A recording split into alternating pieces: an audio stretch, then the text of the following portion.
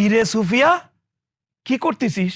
স্বামী, আমি একটু ঘুমিয়ে গেছিলাম তো, ঘুম থেকে উঠে ক্লান্ত হয়ে গেছি, তাই এটি বিশ্রাম নিচ্ছিলাম। আমি যে সারাদিন মাটি কেটে কেটে ক্ষুধার্ত হয়ে এসেছি, সে খেয়াল কি তোর আছে?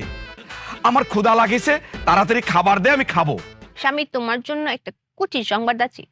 খাওয়া ছাড়া আমার কাছে কোনো খুশির খবর নেই। আমার মেলা ক্ষুধা লাগিছে, তাড়াতাড়ি খাবার দে, আমার খাতে হই। 2 প্লেট ভাত দিবি, একটা পেঁয়াজ মরিচ দিবি, আমি খাবো, এটাই আমার কাছে খুশির খবর। আচ্ছা তো তুমি জানোই না কইতা। আচ্ছা ক, কাছে এসো। কি হয়েছে? আমি না মা হইতাম। কি কয়েছ? হুম, কি হবে? আমি হ্যাঁ? মা হইতাম। ওরে বেঈমান রে, ওরে বেঈমান। হ্যাঁ, একা একা মা হয়ে যাবে আমি কিছুই জানি নে।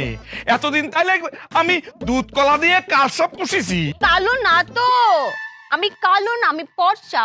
ও হয়েছে, এতদিন তালি পরে আমি ওই দুধ কলা দিয়ে সাদা সাপ পুষিছি, তাই না? সাদা সাপ না, পর্সা সাপ বলো। ও হয়েছে তো, আমি দুধ কলা দিয়ে ফর্সা সব পুষিছি, তাই না? এবার হয়েছে, কিন্তু তুমি তো আমাকে পুরো কথা বলতেই দিলে না স্বামী। এই তাড়াতাড়ি ক দেখিনি, আমার ভাল লাগতেছে না। কইতাম ক। আমি খালি একা একা মা হইতাম না তো, তুমিও বাবা হইতা। আমিও বাবা হব? হ্যাঁ। আমি, ওরে আল্লাহ রে, আমার এটা মাথা হয়েছে? কি ঘুরতেছে, কিরাম কিরাম যেন ঠিকতেছে। ওই মাটি কাটার সময় 2 বার মাথাটা এরকম করে চক্কর দিয়েছে, বুঝতে পেরেছো? এখানে বসো বসো বসো বসো এখানে বসো। বসা দেখিনি, হ্যাঁ, কিরাম লাগতেছে। কি তো হয়েছে?